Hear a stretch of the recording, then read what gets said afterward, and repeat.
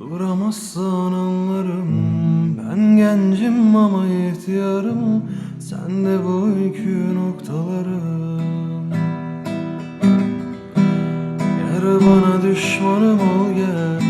Düşür beni koynuna boğar. Bu garibin ömrü sensiz geçer mi?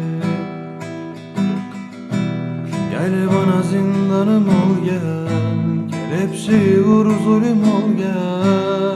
İnsan insanı böyle sever mi? Yar bana düşmanım ol gel. Düşür beni koynuna boğar. Bu garibin ömrü sensiz geçer mi?